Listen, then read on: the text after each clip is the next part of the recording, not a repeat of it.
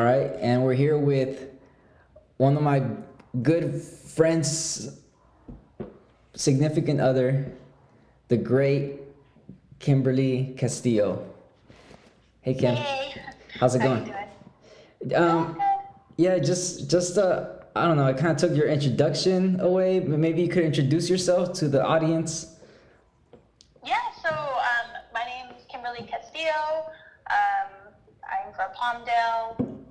We went to the same school, you and I. Palmdale. Palmdale. And I'm married to Ellen Perez. Awesome. Yeah, you're my best one of my best friends. Well, the wife, significant other, like I said, and the reason we're talking here is because you have an interesting background. Where you're working, your career, your job right now. Can you talk a little bit about that, of where you're working? Just an overview. You don't have to be so specific if you don't want. But Sure. yeah. I work at Los Angeles Pierce College. So it's a community college. And I specifically work in the Dream Resource Center, and I'm the lead of the center, so essentially like the coordinator. I started there last year, almost a year ago. Right.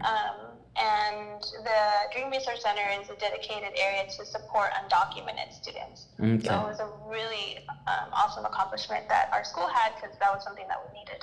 Right. Yeah, so my main role is to, sit with the students, support them with the onboarding process, and just guide them through their college journey, basically. That's awesome. That's one of the reasons, that's the main reason really that I, want to speak to you, just because, like I said, the reason we're doing these type of talks is because, my project came out with your brother. He produced it on the music side, ACENTO, and it's really a project dedicated to Latinos and from all generations, first generation, second generation. And, I had conversations already with someone that was born here as a Latino and someone that was born in a different country, brought here as a Latino. And they were both males, and I felt I needed to have a female voice to have that Latina perspective. And I feel like you were the perfect fit for the talk, not just because you're Latina, but you're a strong woman, and you have a career, and you have ambition, and you have goals for yourself. And I felt like you definitely fit that mold where I want to showcase someone of the Latina perspective. Oh, thank you. Yeah, I'm honored to be here. Thanks. Yeah, so really, I just want to, like I said, I want to have this talk to kind of archive and have it as an artifact on like how, a Latina kind of grows up in the United States, finds herself, the good, the bad of, coming from, a Latina background in the United States. So just to get right into it, I just want to explain to people out here, or people to understand, what's your background, what's your family, what's your ethnicity, Yeah. just to get that perspective from you. Okay, like you said, identify as a Latina. My parents are from Guatemala. Both of them are from different areas of Guatemala, but they're both from there. I was born here. I was born in the valley. Right. It's one of my, I'm proud. I'm proud to be a Latina. I'm proud to be Guatemalan. I always say I'm a Guatemalan American. Right. Central American. Yeah, Central American. A Chapina. La Chapina, for people that don't know that, Chapina, it's someone that originates from Guatemala, and Guanaco, which is, where we're from, my family from El Salvador. That's what they call them, the nicknames. So anyway, that's cool. So growing up as a Guatemalan, what were some things that, you saw yourself were a little different than perhaps, your USA, white folk, or just in general, even Hispanics, some of the differences there growing up? I can tell you, it was always for me growing up. Even now, it's really cool when I meet someone who's families from Guatemala or from them, or like when I meet with a student and they tell me they're from Guatemala, I always have like this hunch. It's like weird when I'm talking to them. That's the way, obviously the way that they're talking, the way they're speaking. I'm like, oh, but growing up, I think because I grew up in, you know this too probably, like in an area where it's predominantly Latino, like I never really felt out of place or anything. Right. But a lot of my friends were, if they're Latino, they were from like Mexico or things like that. So I did notice like differences there. And in terms of just like food, maybe the way we speak, nothing crazy. And then even now being married to Alan, whose family's from Mexico, right. There's some things that like, when we moved in together, I'm like, dang, I can't make you a spicy salsa like your mom. Yeah. I could try, but his mom's salsas are a whole nother thing, and I didn't grow up eating spicy food. Sure. So that was a whole different thing for me too. Yeah. Yeah. And that's interesting to try. That's a good point from what you're saying is, sometimes I feel the media or even people just. You generalize and you feel like, oh, I'm Latino, like I'm different than everybody else or whatever, I'm a minority or whatever. But in Los Angeles County, you really are the majority, and nothing's really that crazy or different. You're just kind of the status quo of what everything's around, of everything that's around you. So there's not really like you kind of feel different. I think really where I feel a little different, is corporate America. You know what I mean? Because that's where you start seeing, oh shoot, like I really am kind of the the one or two Latinos on this floor. Once you get into the professional setting, I don't know if you have that on your setting as working in academia and seeing where you perhaps are one or two of the Latinas there in on campus or whatever. So no, I mean for us, I think one of the things in the field. So I studied counseling, right? And our big topics are always diversity and how important diversity is, and I do see that a lot within like education and specifically at Pierce too. Right. It's pretty diverse staff that we have. I specifically work in the student engagement center, so there's those like specific folks that I work closely with, and looking at all of them, we are a pretty diverse group. My supervisor is Latino. He's from Mexico, so that is a cool thing because we have that connection of being both Latinos in our center. Right. But there's someone there that's from Pakistan, and there's someone there who identifies as white, and she's from Texas, and then, that's awesome. And then African American guy. So I feel like it's a good group. It's a good diverse group that we have. So I haven't really encountered like feeling out of place or anything. I guess in the workplace. That's awesome.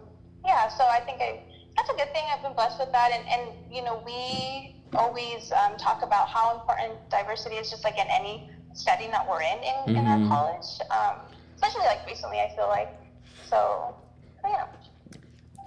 That's good to hear. I like that, you feel at a place where there's diversity, because, just from my perspective, sometimes, once you get, I don't want to say like pretentious, but, educated, and you go to a field, like I worked in shipping, right? Where everybody is either, Asian or white, and there isn't really much Latinos there on that side, but I do feel we're growing and expanding with these educational programs that you're building, you're helping build, where we could have diverse communities, not just in the community sense, but also in higher up jobs, I guess you could say.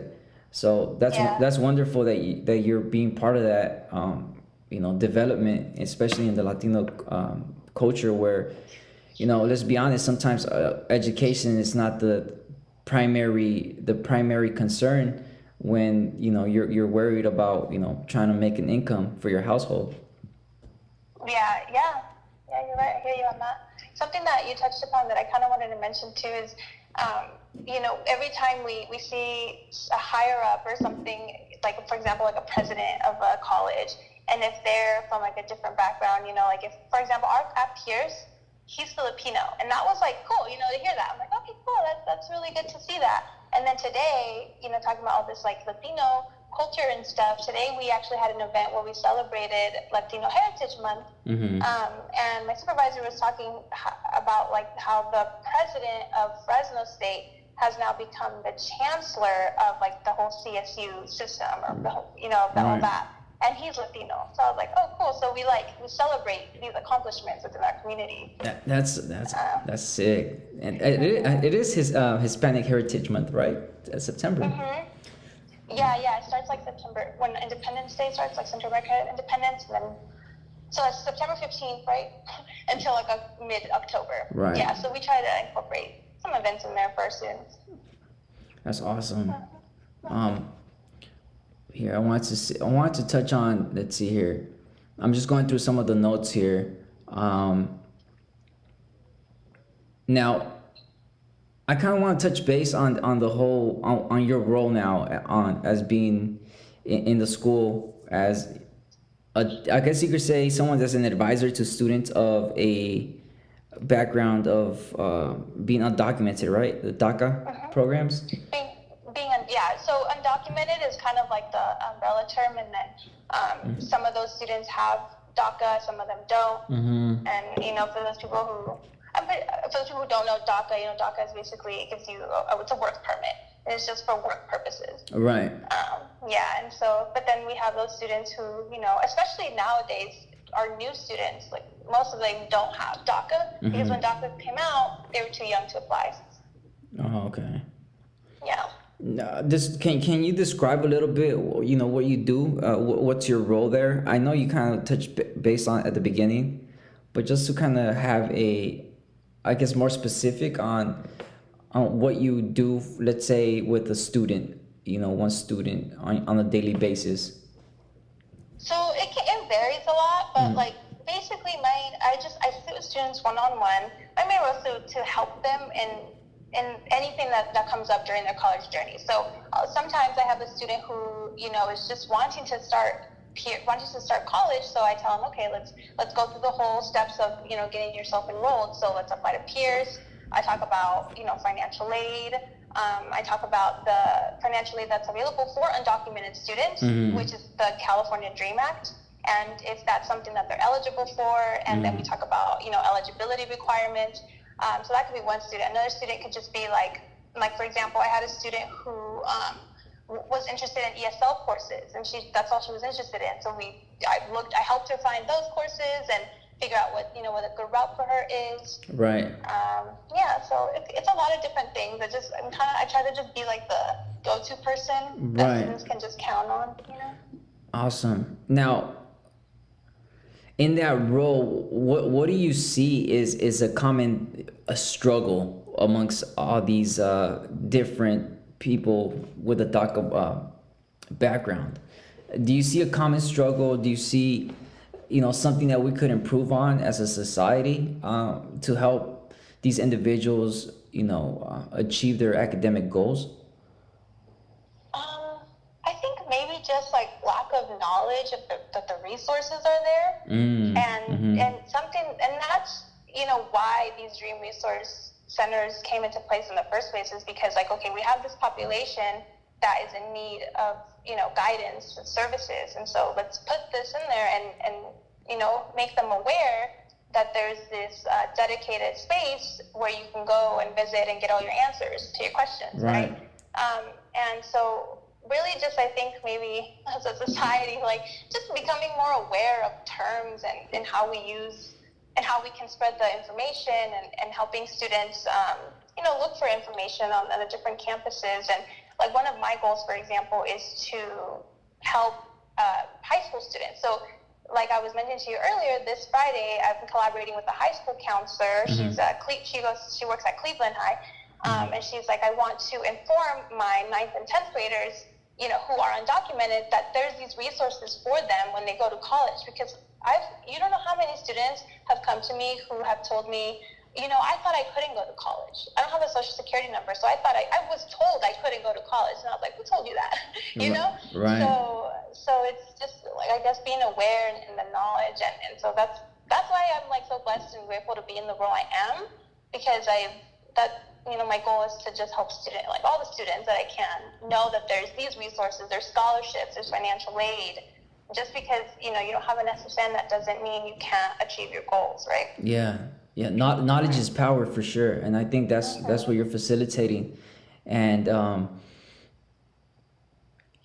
just to put it on a personal level, like I was the first person to graduate from my family from college, and really the college experience, the hardest part is just figuring out how to enroll and how to kind of get that path going, and I feel that especially for a lot of first generation Latinos, that's the hardest part, just knowing the process of how to enroll and how to get these classes and what classes you need to take.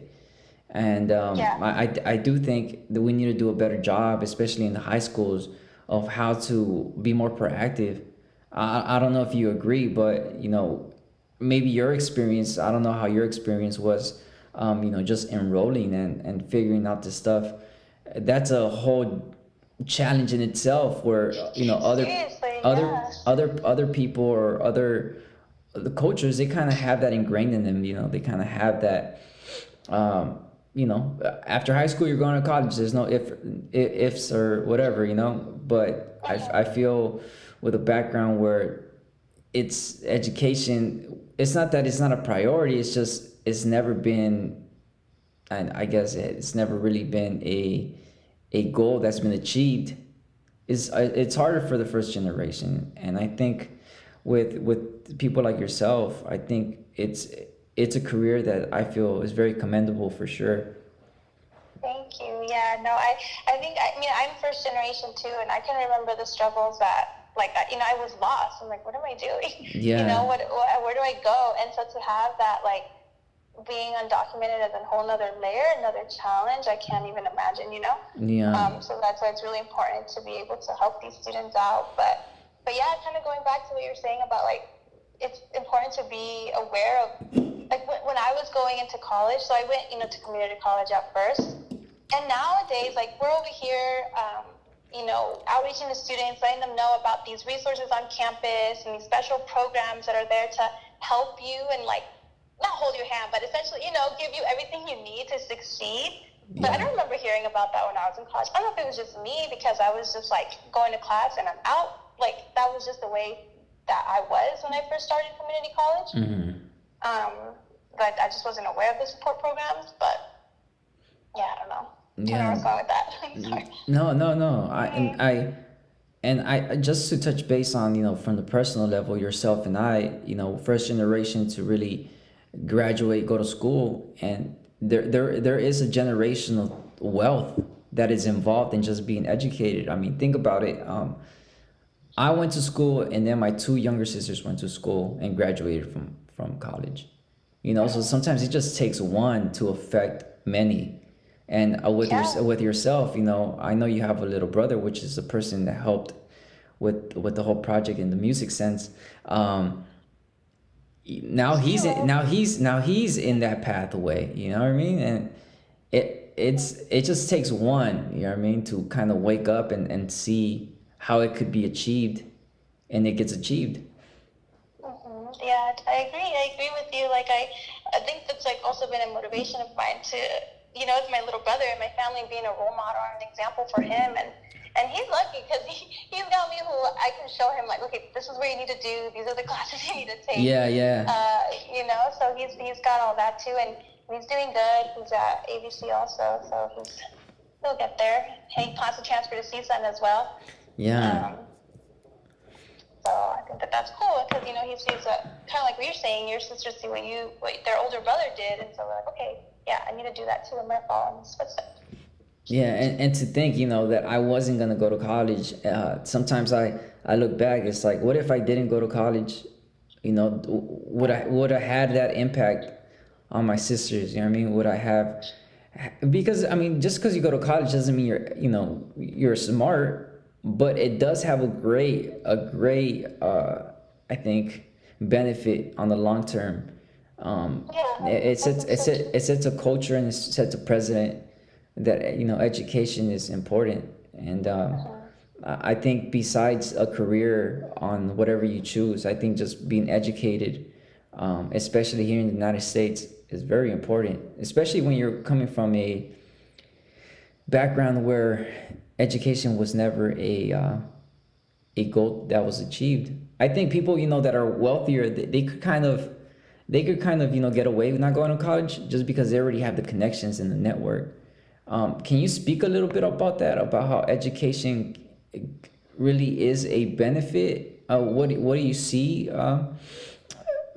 the real benefit of an education? Because there's a lot of people out there saying, like, you don't need to get educated. You could just, hustle your way up. Well, so like it depends, right? It depends on the person, honestly. Sure. Like for me, like my goal had always been, or like I always saw myself going to college. Like I gotta go and I gotta do something. I don't know what I'm gonna do yet, but I'm gonna go to college and figure it out when I'm there. But you're right. Like there's people who don't go to college and they're successful. So even though like I'm a huge advocate for education and go to college and that's important, for those people, there's some people who just are okay that they didn't go, and that's fine too. Sure. So it really just kind of depends on the person. It depends if they're themselves are a go-getter, a hustler, and they're going to build their own business and get through it without an education, then all power to them, right?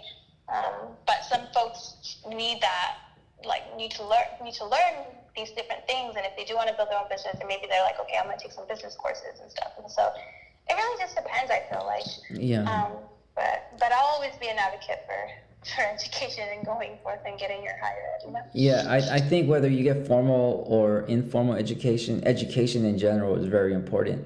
I think whether because I have nephews now and nieces, they're getting to college level, and I tell them, look, if you don't have a great idea or a great drive for anything in particular, then why wouldn't you go to college? It kind of it's kind of like a incubator for you to kind of grow up and build a foundation for yourself, because these 5 years are going to go. And if you have nothing to show for it other than you just kind of, not knowing what you're doing, at least show a degree for it, not knowing what you're doing. So unless you have a very specific goal in mind, then I feel that you need to get educated through the process, just because it's that important, especially now in this world, how things are here in this country. And education is very important. So that's kind of my advice for younger people. Like, if you don't have a specific goal, whether it be a business, whether it be an idea that you're in the pursuit, you probably should get educated formally. Yeah, go to college. Yeah, for sure. No, I agree. Because I feel drive is a great equalizer. If you have drive for anything, whether you want to be the greatest welder or the greatest musician or whatever, like if you have that, success is that. But if you don't have that, you're likely gonna be kind of like everybody else, not pursuing much and just kind of, floating around. So might as well, try to get an education. Yeah, definitely. I agree with you. That's something I tell my brother too. It's like, bro, like he's like into the music and everything too, which, I'm happy, and it's awesome that you collaborated with him with all these different things. But I'm like, you never know where life is going to take you. Have backup plans. If this doesn't go out the way you want it to, then you have an education, you got a business degree, then you can pursue something else. Right. So even if it takes a while, like take some classes here, at least one class every semester. That's one thing I tell my students too, because we have students who have to be full-time workers, and so I'm just like, that's fine. Let's work with what time you do have and take 1 or 2 classes here and there. I know one of the whole things is we want to graduate within 4 years, but that's not realistic anymore. Yeah. That's not the case. Talk about that shit. Like right there, that shit's like, I feel like that myth of the 4-year plan is like, it's what makes people not go to college. You know what I mean? Because they're like, shit, I'm gonna take 7-8 years to complete everything. Like, you know what I mean? And like people are doing it in 4 years. I'm like, yo, like that's like in the movies, yo. Like most people have to work. Most people have to struggle. Like Let's talk a Yeah. little bit about that. Like, how many of your students have to kind of prolong their education past the 4 years? Man, like that's the majority of my students now. Majority of all students, I feel like, like because it's for a lot of different reasons. It could be because you go into school not knowing what you want or what you want to major in, so you take different courses in trying to figure it out, and then it takes you a little like longer, and that's okay. But the reality is, like you said, is people have to work. A lot of my students I find that are like non-traditional students. So meaning like I have parents, right? So I have parents who are coming back to school and having attended college in the States before and trying to figure how all that works out. And they have like 1, 2, 3 kids. Yeah. So that's a whole nother thing. So I'm just, I think what's important is for us, for educators, to make it seem like, to make it okay that completing your degree in more than 5 years is fine, basically what I'm trying to say. Right. Like it doesn't need to be 4 years. Like for me, I did it in 5 years. Well, I got my BA in 5 years, and then I continued another 2 to get my master's. So that was a whole other thing. But I think I was in a position. I was blessed to be in a position where I didn't have to work full time. I did have a part-time job, and but it didn't. Like my priority was school, but I know so many people there. That's just not the case, and so it's important to make that okay, right? And so, like looking at Alan, for example, he had to hold down full-time jobs, and like we both were going through college at the same time, but we were experiencing different things, even though we were a couple, right? Yeah, and I think that's huge. There's a variance, there's a difference between person and individuals, of college and education in life. You know what I mean? Life in general. I mean, and now living in these times where everything is so automatic, so quick.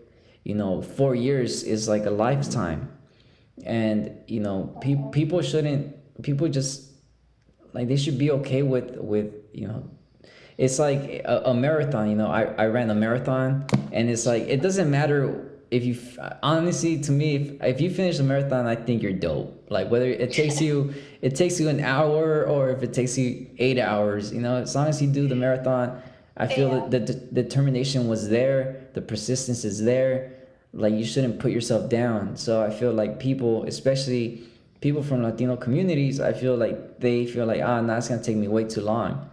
Like, well, if you keep thinking that way, you're never gonna get it done, And Alan is a perfect example. He's one of my best friends. He's my best friend, and like, I saw the struggles he had to go through to get an education, and it's paid off. Now he's working at a good company. He's making a great salary, and he's enjoying his labor. It's harvest time for him. But if he would have quit, because it's taking too long, he would have never had that opportunity. You know what I mean? So and the reality is, like, 4 years isn't that long. Like some people are dreading going to school because it's going to take them 4 years, 5 years. It goes by fast. Like, at least in my experience, even though when I was in it, I was stressed. I was just like looking back, I'm like, wow, it went by quick. And then you think about it, and then there's parts of it that you miss. I've always liked school and like homework, but I've always liked just being around people who have similar goals. Yeah.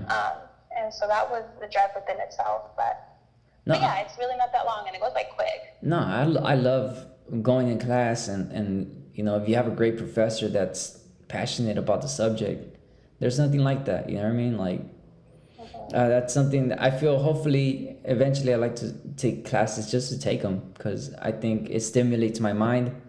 And people don't, people kind of knock it, but it's I think education is important. It's a lifelong journey for sure. Yep, that's good.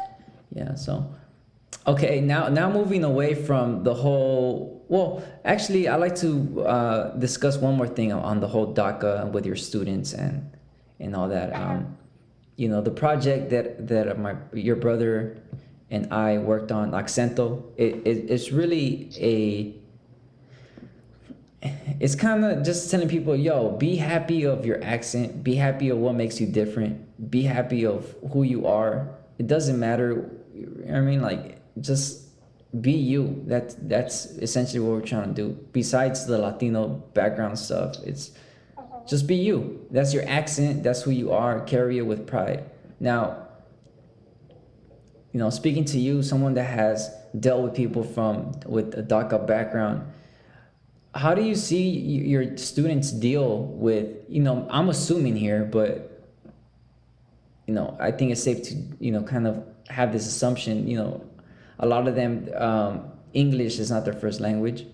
You know what I mean? Yeah, right. Spanish is primary, and, they probably carry an accent. You know what I mean? When they're speaking English or when they're having these classes, with the English, everything's English. How do you see them in that college experience deal with their accents, deal with their, English as being their secondary language? Do you see any struggles there? Do you see any of them being insecure because of that? Or do you see them more as something, more prideful about it? I just want to see that from your perspective. What do you see? Yeah, so to be honest, like, a lot of my students do come. You're right. Like, Spanish is their first language, or even other different languages. I have diverse students, and I was just having this conversation with one of my students last week, and how she was actually specifically talking about how she's embarrassed, not necessarily embarrassed, but how she feels self-conscious when she talks sometimes because of her accent. Mm-hmm. She's Salvadorian, and she was like, I just have this like accent that's like, I don't know, I feel like some people can't understand me sometimes. And I'm like, I mean, when you and I are speaking, I can perfectly understand you, but then she gave me an example of like a student one time told her, like, I can't understand what you're saying. And so that she was like, she felt bad about that. And so they do struggle, and they are self-conscious sometimes. And I've had students ask me, can you help me write an email? That's another thing too that I spend time with my students, is just helping them like formulate an email and what's like the proper way of writing an email, right? Right. And so and like I was mentioning earlier, a lot of my students are non-traditional. Mm-hmm. So like I find myself, I'm actually practicing my Spanish because I'm speaking with students, and like they're like, can we have this meeting in Spanish? And I'm like, yeah, whatever helps you understand what I'm trying to explain to you. But then they're also trying to help themselves, and so they're like in ESL classes and things like that, trying to improve their English. But so to answer your question, I do see like that they are self-conscious about that sometimes, but we just got to keep motivating them.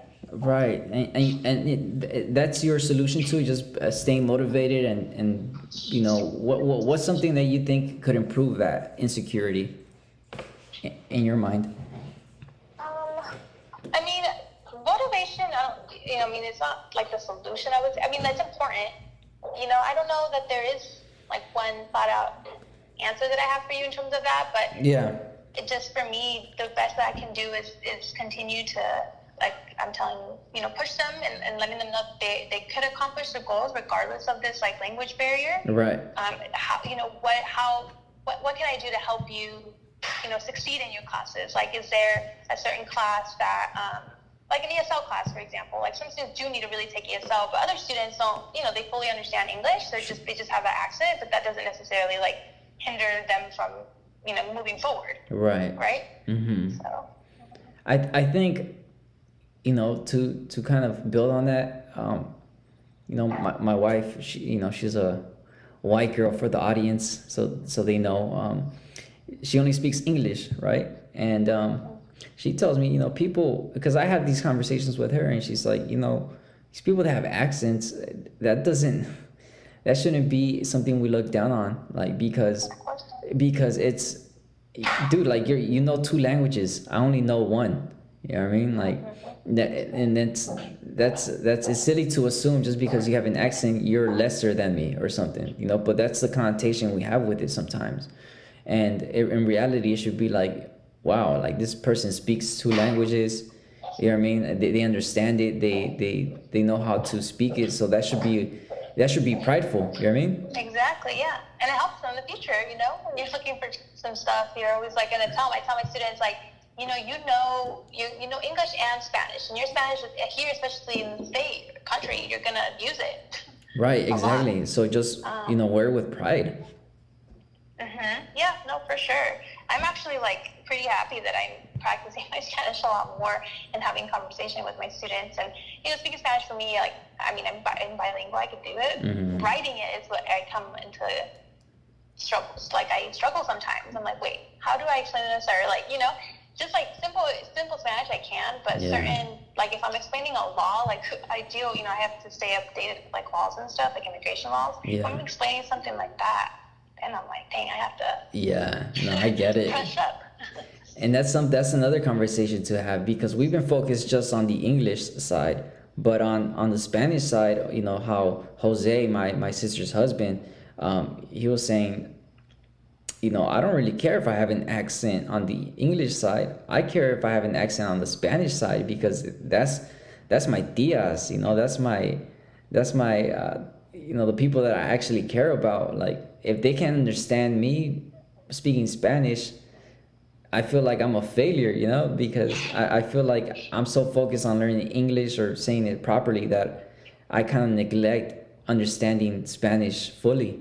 And I think that's the thing that we both have. We want to be good speakers on the English side, but then on the Spanish side, we're kind of lacking it too. So it's kind of like we're just stuck in the middle, I know, right? Isn't that crazy how I'm talking about my students wanting to like perfect their English, and we're over here like, no, we gotta perfect our Spanish. To talk to our families, like with me at least, like with my mom, it's always just Spanish. Like we just speak Spanish. Right.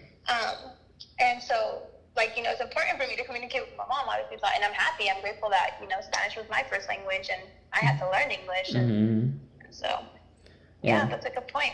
And the fear of, as we move forward in our generations here in the United States, that our Spanish roots, our language is gonna kind of dissipate. It's only a natural process, and that's also something we need to face as first generation, how we're going to steer our kids in their relationship with the language of Spanish. Yeah, that's another whole thing. That's a whole another topic. I know, that's true though, but that's something I do definitely think about. I'm like, Mom, you have to be over a lot because I need my kids to speak Spanish. Yeah. Because, we live, like Alan and I are just speaking English all the time, so but we're going to make it a point for them to learn Spanish. Yeah, definitely. Okay, well, look, the last topic I really want to speak on is because in the project, I have a song called Traffic, and I feel that it's very important to kind of speak on it as someone that's dealt, I don't know, like, the reason I put it in the playlist was because I feel a lot of people that I know, especially Los Angeles, it doesn't matter which ethnicity, you're dealing with traffic no matter what. Yeah. But I feel when you're out in the Palmdale, San Bernardino, all these places where there's a big Latino community that kind of got pushed out of LA because they really couldn't afford a home. You know what I mean? And so they bought these houses out in Palmdale, out in Riverside, and they commute to the Valley. They commute to Los Angeles. Yourself is kind of interesting because you live out in Palmdale, and you commute all the way to what city do you commute to? Woodland Hills. Woodland Hills. So that's crazy. Like that's traffic up the Yang Yang. You know what I mean? Like going there and coming back. And I just want to see how you deal with it. How do you deal with the traffic, on a daily basis? I understand right now, it's COVID, but during the time that you were dealing with traffic, what was something that you did to deal with it? I just start off by saying it's stressful, right? And it takes a toll on your body too. It's a lot to deal with when you're doing it on a daily basis, like you're saying. Mm-hmm. But, at the end of the day, like, a lot of us drive. Like, that's just the reality of it. So that's where I gotta go. Like, I gotta go to work. And so I'm gonna drive to Pierce to do it. And so for me, music is a big thing. I had like one of my best friends. We had like designated time to talk every Monday because she was like driving home, or she was driving up to Palmdale actually, and I was she was driving from Palmdale to home, which is in Chatsworth, and I was driving from the valley to Palmdale, so we were going opposite ways. Right. But so that we would make it a point to just like check in during that hour and a half to 2 hours that I spent on the road. Oh, shit. Yeah, it just depends, man. And then like it's just unpredictable because of car accidents, and so you can't really. I have a time I have to be at work, but then I find myself texting my boss like, hey, there's an accident. I won't be there till like 2.5 hours from now. And that is so irritating. That is like just annoying to me. And but yeah, that I found myself just like music, podcasts. I started doing that recently, like before COVID and stuff. I was listening to a lot of murder mysteries. Okay, you're like my wife. She listens to that shit too. What's something that you something else you listen to on podcasts? I started listening to The Office one. Pam, I forgot her real name. Okay. Yeah, so they were just like what they were doing is they were just talking. Pam and Angela, both of them. So they were on there and they were just talking about every episode and just. Right. Like what they remembered and everything from their experience and certain things that they would find in each episode. Like, oh, that's cool. We didn't know about that. And I started listening to that. But what really interested me was just like the murder mysteries. But then it gets to a point where it was like, okay, there's a lot of negativity. My mom would tell me like, true. Don't listen to that. Don't listen to that. Listen to other stuff. So then I just, listen to my tunes. Yeah. No, that's so essentially you're in traffic on a daily basis. How many hours a week you think? I mean, a day. I mean, 3. Yeah, about like on a good day, 3. 3 hours. A day. Yeah. Wow, And that's so crazy. it adds up. Gas is a killer too, but that's one of the things. That's one of the benefits, I guess. I mean, this whole COVID thing obviously it sucks, but having the opportunity and luxury to work from home has been, at least in terms of saving gas and just not being in the car for so long. That's one of the ups. Yeah, I think the mental strain and just because I mean I've dealt with traffic too. Driving from Long Beach to Newport. It's 20 miles, but it would take about an hour and a half. Isn't that crazy? Just like and for me it was taking an hour and a half too. But I'm like 61 miles away from. That's crazy. I was on the 405 parking lot, so what I would do, I had 2 options: either take the 405, which sometimes would be quicker, but not really, or take PCH and look at the beach. So I would do that often. Just all right, whatever. It's gonna suck, but at least I could see the beach going home or coming back from home. View. Yeah, and just trying to keep a positive mindset, because if you're just negative, that negativity is just gonna carry over when you get home, and it's gonna just spill over, and you're gonna be mad at your spouse, or it's gonna be irritated. You know what I mean? So it's kind of like learning how to take care of yourself so you could take care of others as well. I think it's huge, but I think from a society level, just if I was a planner, if I was God, I'm like, yo, there needs to be a change, because if Kim is dealing with 3 hours a day, how many other people are dealing with traffic that constantly? And I think COVID has kind of opened up the eyes of a lot of people. Like, do people need to be in the office every day? You know what I mean? Like, right?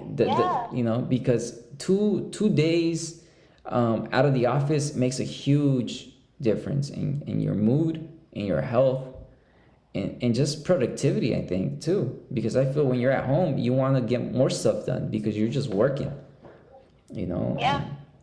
It's very true. I feel like I put in way more hours being at home. Like, that was a constant thing that everyone was talking about, is now that we're home, we're working more, which was, a challenge within itself, because we had to, like, set our boundaries and stuff. But yeah, no, it's a whole nother thing. I definitely feel overall, like, even though my stress levels in other areas have risen, like in terms of work, like the traffic stress, at least, that's like, obviously is gone. Yeah. And it's good because even accidents too, just being paranoid. Like, I got hit once on the freeway on 14. No, I'm And sorry ever to since hear that. then, yeah, no, it wasn't like bad. It wasn't bad or anything, but it, it was a pretty hard hit. And like, I was like, dang, it scared me. And so from then, I was just like always making sure people know, like, hey, we're braking, we're coming to a stop. And the 14 does that. Like, you just all of a sudden speed up and then you slow down. And then it's crazy. Yeah, that freeway is weird because people go really quick and then it slows down really fast. Like that, yeah. Yeah, so not for sure. But, And yeah, sorry, go ahead. yeah, and like I feel like it'd be interesting to have like a documentary on like how much. I'm sure there are plenty out there, but I think really going very specific on how much time is lost and how much money is lost just on the amount of time wasted in traffic. It would be very interesting because the opportunity cost of being productive, in those 3 hours, whether it be with not just business, but with your family and having that time with your family, it's stuff that you just cannot, you can't replace. It's time. And just from from your perspective, what do you think it would be a good or a reasonable solution to kind of, just from your perspective on your personable experience, what's something that you think could mitigate once this whole COVID thing is over, would help you as far as dealing with traffic? Well, something that I thought about, and you actually just said it, is like, there's things that we could do from home. And so when it's not necessarily to be in the office, then I can still meet with my students. Like, I mean, it's going to change. Obviously when we go back to campus, like meetings through Zoom is not going to be a thing anymore. I don't feel like. You don't think so? Well, I mean, at least like for me, because like my students, they're on campus, right? So they're going to be on campus, so they're going to want to meet with you face to face and go visit you in the office. I mean, it might work out like when you're, find a time when they're home and we're home, and but you're trying to figure out like, okay, like, and I kind of was already doing that in a way. On sometimes I would certain things, like if I didn't have appointments set up that day, I would just tell my boss like, okay, these are the different things I'll be working on, like I'm going to do from home. And he was okay with that, but I try not to do that because I don't know, I just didn't want to look bad or anything. But a solution, I don't really know. It's kind of a hard question because no, it is. That's these politicians can't even answer it. I know. I think we just have to figure out how, like, I don't know, redo our roads or something, make more lanes on the freeway. I don't even know if that would help. Yeah. No, I think technology for sure, like the whole COVID thing has really opened up new solutions. Not new solutions, but I think has made people kind of, like my sister, she's a teacher, right? And all these older teachers, they don't really know the technology, and this whole COVID thing has really made them have to learn it. And I think having to learn something is very important. Just being able to having that challenge where you kind of need to learn provides new solutions. And I think hopefully in the future, these corporations and these entities start seeing the effects of traffic and how much is being lost in that regard, and hopefully start implementing some new policies where it's more open to be able to work from home, once, twice a week, because your mental health and it kind of relies on it. You know what I mean? Sometimes I get home after like 3 hours, spending 3 hours a day, on traffic, and like, dude, like I'm burnt out. You can't even do anything. Just eat and go to sleep. Basically, yeah, and then repeat the next day. Yeah. Yeah, no, for sure. I feel like I've had more energy recently, like, because before it's like, man, you gotta go home, you gotta make dinner, you gotta do all these things. It's like, yeah. But we'll see, I guess. Well, it's, it's life. I'm grateful to have a job. Yeah. One thing. Yeah. Of course, gotta be positive, and that's for sure. Yeah, be positive, and then hope for one day to, even though I love my job, the goal is to work closer to home. Right. Understood. Okay, Kim. Well, the last question that I have for you is a very simple one, but I think it's a deep one, and it's, what advice you would give to a young Latina girl? What advice you would give to yourself it doesn't have to be a female, but given that I'm not a female, I feel like that would be great to just get that perspective. What advice you would give to a young girl, from your background, trying to go through the whole education process, coming out of high school, 18 years old, you would give to her or to him. Doesn't have to be gender specific. Yeah. But yeah, that's one thing that I want to hear from you. So, because I work with undocumented students, that's like what comes to mind, right? So I'm like thinking like, what advice can I give a high school student who's coming out who's undocumented and going to college? So one of the things that I think about is just like, I know it can be scary, and I know there can be a lot of challenges that you may encounter, but never let your status or never let any of those challenges prevent you from achieving your goals. There's so many opportunities, like regardless of immigration status, that people can achieve. And you just have to, get out of your comfort zone and ask for help so that you can find those resources and services and get to where you need to be, right? For me, like, I know one thing I always try to, motivate students with is also just sharing my experience and talking about how, like, in the beginning, like, I was lost, I didn't know what I wanted to do, but I was able to sit with a wonderful counselor who's the one that, like, prompted my desire to be a counselor, right? And so you never know about those things. Like, I went into college wanting to be a nurse, and so, and then there's, like, these people that you meet, and they just, like, change your whole perspective, and, like, now you want to do something new. And so put yourself in those pathways that, open doors for you to be able to achieve what you want. That's awesome. I think that's great advice. Just kind of throw yourself out there and do things without fear. Or if you do have fear, just keep going forward. And exactly. Yeah. And it'll be okay. Like. And find a Kim that's gonna be your advocate and your solution finder for sure. Yes, find me. I'm here to help. Yeah. All right, Kim. Well, I appreciate this time. I know it's gone past 30 minutes, I think, but I think it's important to have these conversations. And I really thank you for it. And I want to say that I'm very proud. I went to high school with you. I've seen you progress, and I've seen you, grow up, and just keep it pushing. Like, sky's the limit, and that's it. Very proud. Yeah. Thank you, Julio. Thank you for inviting me to be on this. This was fun. It's important to talk about these things. So, thanks for this project and for working on this and for working with my brother and all that. Of course. But yeah. Awesome. All right. Well, I'm logging off now.